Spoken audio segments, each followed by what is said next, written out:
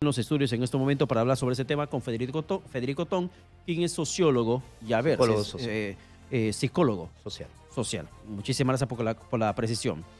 Dentro del mundo, finalmente, de la criminalidad, ¿por qué es que las políticas que se puedan aplicar no surten mayor efecto en este caso en el Callao, señor Tong? Buenos días una vez más. Buenos días, y qué bueno tocar los temas que realmente preocupan a los ciudadanos y a las ciudadanas, porque efectivamente el Callao, en la geografía del delito, ocupa el primer lugar en criminalidad, en delitos y en tasa de homicidios. ¿Por qué no funciona? Antes de ir al por qué, ¿qué es lo que está pasando? En el Callao vamos ya, Pedro, 350 homicidios al 2018 en los últimos 4 años, ¿no? Que es la tasa más alta a nivel nacional, aunque comparativamente el Perú no está entre los de mayor tasa de homicidios en la región, como el caso de Venezuela, que ocupa el primer lugar a nivel mundial. En el caso del Callao, el estado de emergencia sí tuvo un efecto positivo desde el punto de vista de las cifras. Bajó de 114 homicidios a 77 en el año que se aplicó. El problema es que aplicamos políticas que duran para la foto. Cortoplacistas. Así es, para la foto. Para la imagen hay una presión mediática. Lo que pasa es que los casi 3 últimos años nos hemos pasado discutiendo el tema de Lavajato, el tema de Odebrecht, se ha caído un presidente, hemos estado discutiendo la reforma política, que es muy importante para el país. Mientras en el Callao se siguen desangrando. Efectivamente, y como solía decir en alguna columna Fernando Vivas del Comercio, los narcos están de fiesta. Los delincuentes están de fiesta. Pero no solamente eso empujado en cierto modo, señor Tong, por el tema del gobierno, del Congreso, del Ministerio Público, quien sea que estén las instituciones, alentado por nosotros mismos. En la psicología social, ¿cómo se entiende esa conducta del desinterés total, absoluto, por luchar por aquello que en verdad nos está golpeando de manera diaria y alentar una pelea política que nos mantiene en vilo y nos mantiene dopados? Efectivamente, el Perú tiene 2 temas de agenda central desde la perspectiva de la población. El tema de la pobreza, que está creciendo. No olvidemos que ha crecido el 2017 y probablemente, de acuerdo a las tendencias, va a crecer sobre todo la pobreza urbana y la pobreza en Lima. No olvidemos que tenemos 1.800.000 en Lima en situación de pobreza. Incremento. Ojo, y eso se va a incrementar y empieza a sentirse el malestar en la calle y en el tema de la seguridad.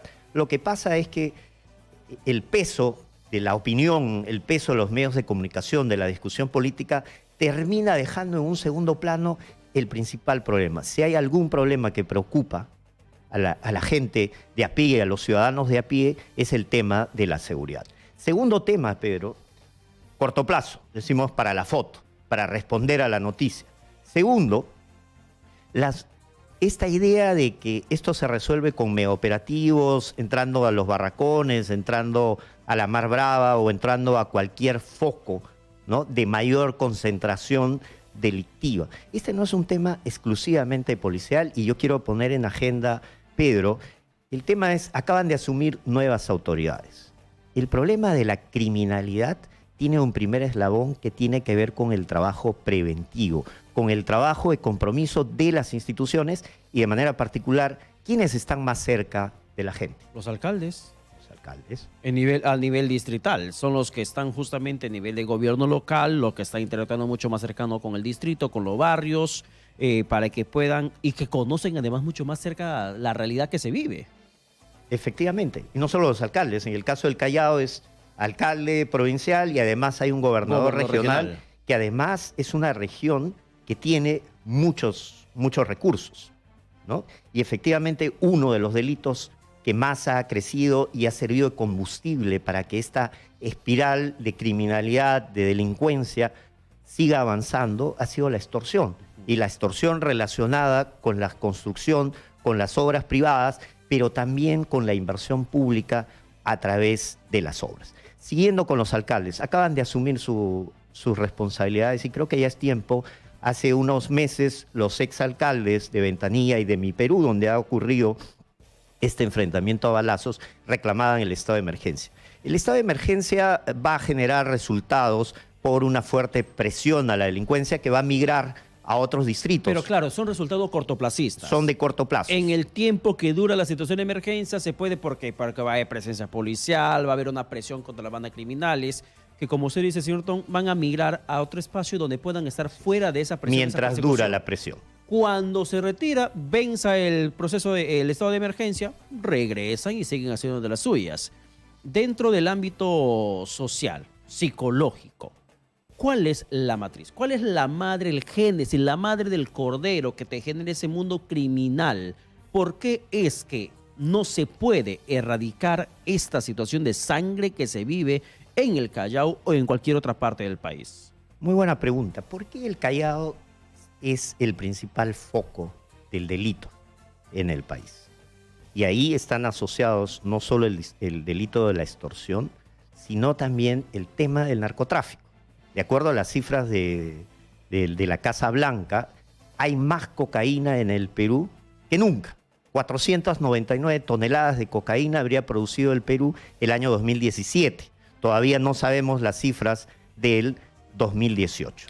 Y como es conocido, el Callao es el principal punto de exportación de la cocaína del Perú. Eso le quiere decir cocaína que no se queda en el Perú. No, cocaína obviamente. Que sale del Perú. Que sale. Y su salida es el Callao. Así es. Y efectivamente las bandas criminales se disputan ese botín, ese negocio, ese dominio del mercado, ¿no? Y hemos visto en los medios el caso Oropesa, el caso Caracol, y que además ya tiene sucesores en el puerto, porque ese es un negocio que no se detiene, que no descansa. Es un negocio con una cadena interminable, eslabones interminables, porque si bien es cierto, hay un mafioso, hay un criminal, hay un cerebro, hay un líder de esas bandas criminales que están luchando por la hegemonía en el mercado. Estamos hablando de otros operadores internos, pero también hablamos de operadores políticos propios del Callao.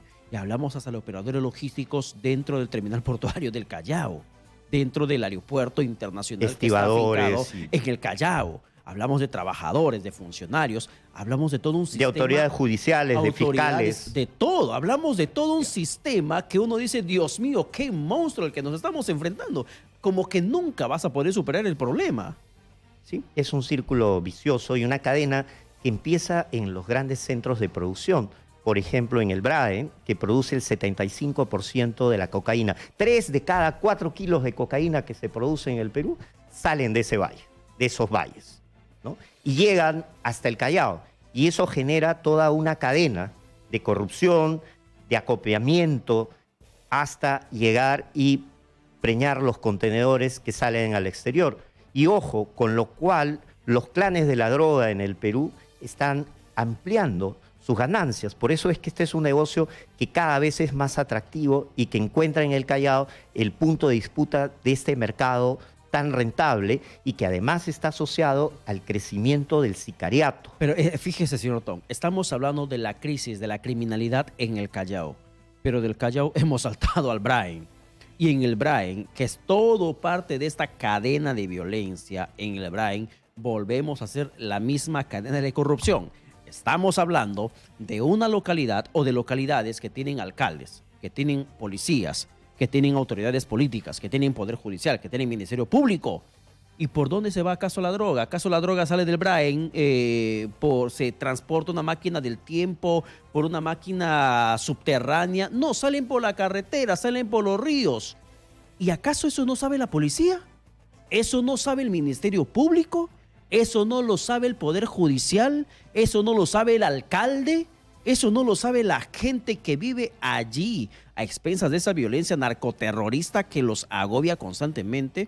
Yo insisto, estamos a un monstruo de muchas cabezas que yo no veo una solución futura, ni siquiera cercana, menos lejana. Bueno, siempre hay oportunidades. Efectivamente, las instituciones se infiltran, se corrompen y hemos conocido casos que la policía ha sancionado de malos oficiales, de malos suboficiales que se meten en esta cadena del narcotráfico. Pero veamos también oportunidades, Pedro. Creo que el ministro Morán es un oficial reconocido en la policía, es un oficial que ha tenido una labor importante en la lucha contra el narcotráfico y yo creo que ahí hay una gran oportunidad porque la inseguridad en el Perú está relacionada también de manera fuerte con el narcotráfico. Somos el segundo país productor de cocaína en el mundo. Pero tú tocabas el tema de los alcaldes. Eso nos lleva a otro gran tema, Pedro, que tiene que ver con la infiltración del narcotráfico en la política. A otro monstruo la corrupción. Otro monstruo. Pero ojo, el narcotráfico, al haber más cocaína, va a necesitar mayor protección política. Y así como hemos visto la mafia de los intocables, los ediles, 2 veces la alcaldía de Chiclayo, o el alcalde de Tacna, o el alcalde de Lunahuaná, por diferentes tipos de delitos, probablemente asistamos en los próximos 4 años a conocer más casos de intervención de alcaldías, porque varias de estas autoridades transitaron de manera ya directa, no de protección, sino de participación activa del narcotráfico. Y no olvidemos, Pedro... Pero lo han hecho de manera directa, cegados por la impunidad del poder del dinero, pero que desgraciadamente les ha salido mal. Un dato, Pedro, y esto es importante que la ciudadanía lo sepa. En las elecciones del 2014, de acuerdo a la lista que dio el Ministerio del Interior, cuando Daniel Urresti era el ministro, se habló de 120 candidatos que estaban siendo investigados o tenían procesos por narcotráfico. De esos 120 salieron electos 20. ¿Qué les pasó? Absolutamente nada. Luego se formó la Comisión de Narcotráfico y Política y recién se ha intervenido al saliente gobernador regional de Junín, que estaba involucrado en el informe que esta valiente congresista como Rosa Mávila dio a conocer a la opinión pública.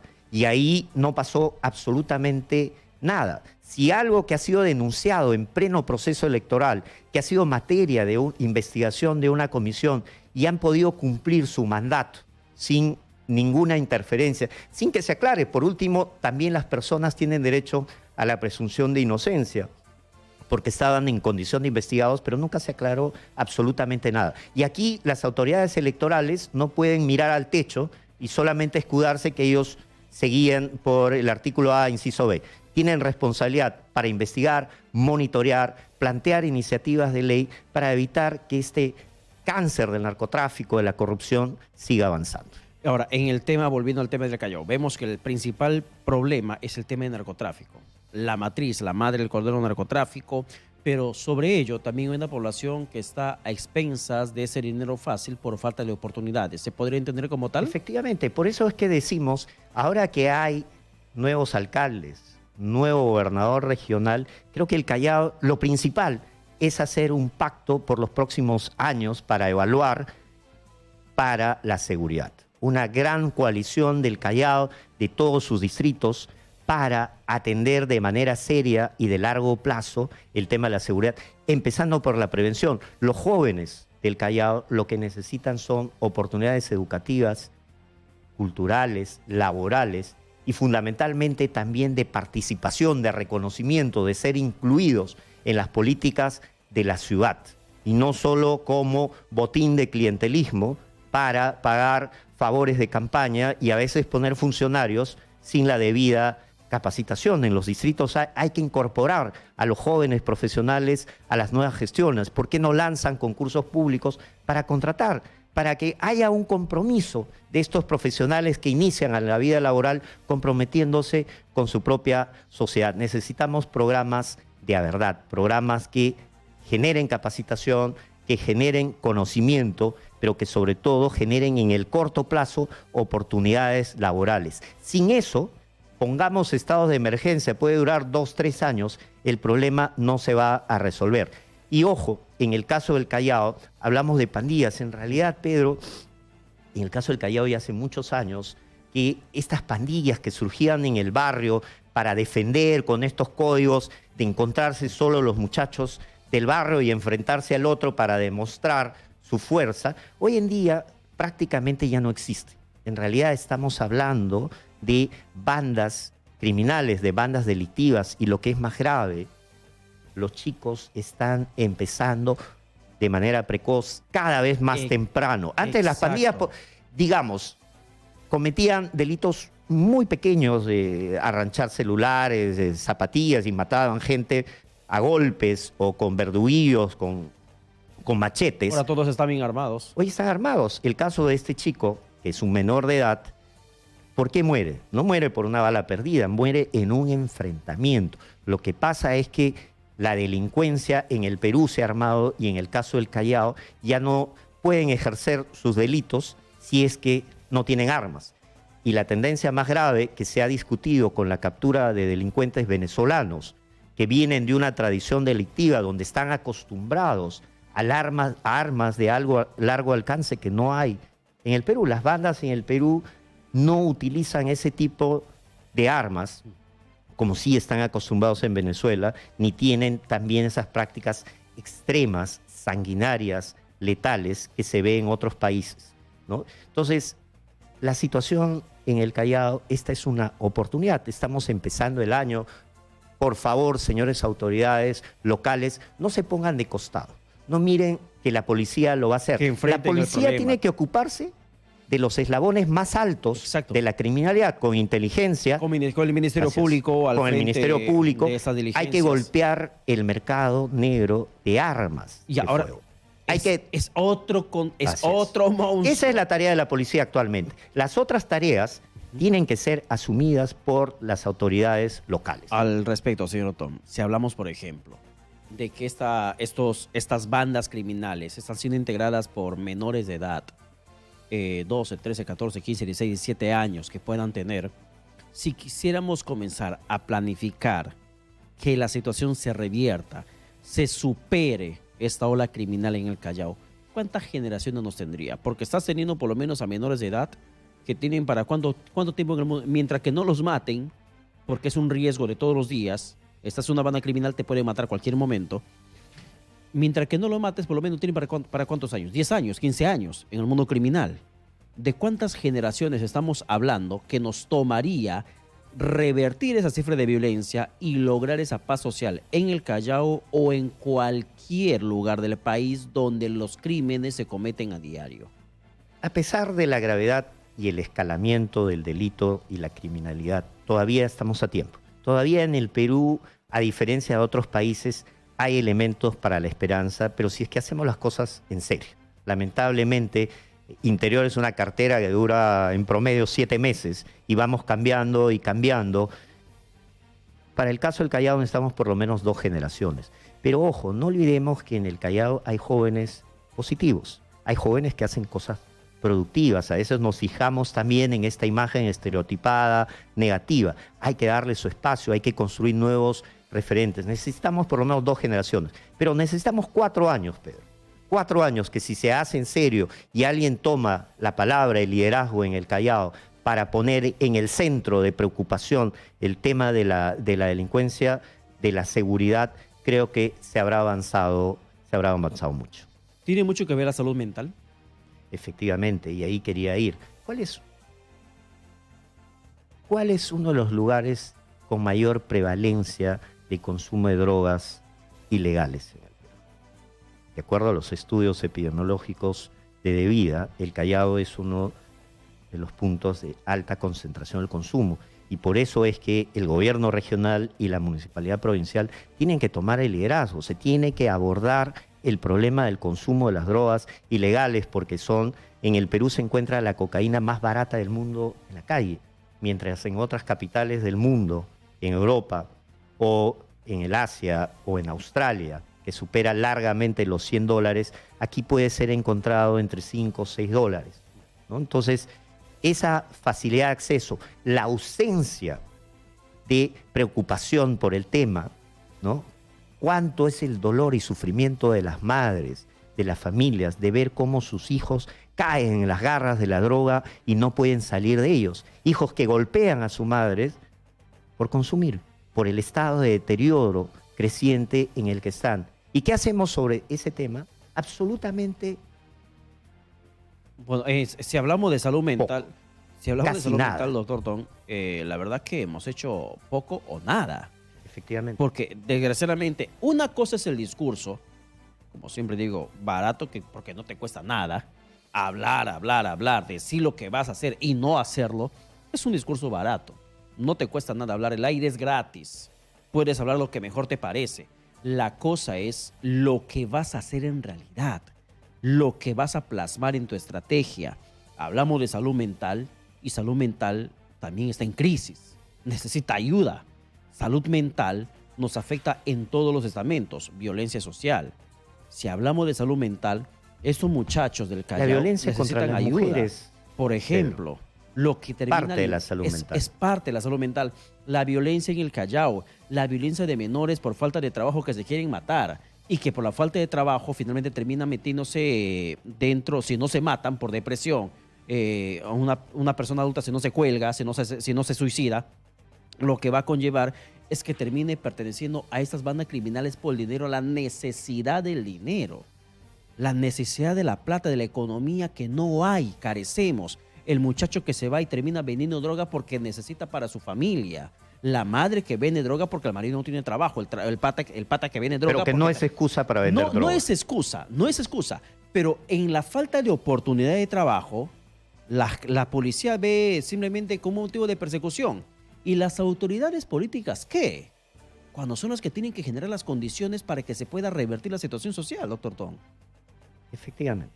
El tema de la salud mental, por eso está también en el campo de la prevención. Para eso existen los ministerios encargados, pero también es importante, no vamos a resolver esto solo con políticas nacionales, Pedro. La verdad es que siempre seguimos mirando a la policía, al Ministerio de la Mujer, al Ministerio de Salud, pero ya el Perú es un país en creciente descentralización y las autoridades prefieren mirar el parque, el jardín, inaugurar cemento y hacer 2, 3 cosas para decir que se está haciendo algo. Mira, 4 años. Inauguras un parque bonito que luego hace un fumadero, claro, por ejemplo. Aquellos que hacen la obra, porque hay aquellos que inauguran 2 veces obra fantasma y todo va para el bolsillo, ¿no? Entonces, 4 años. En 4 años ha habido 350 homicidios en el Callao.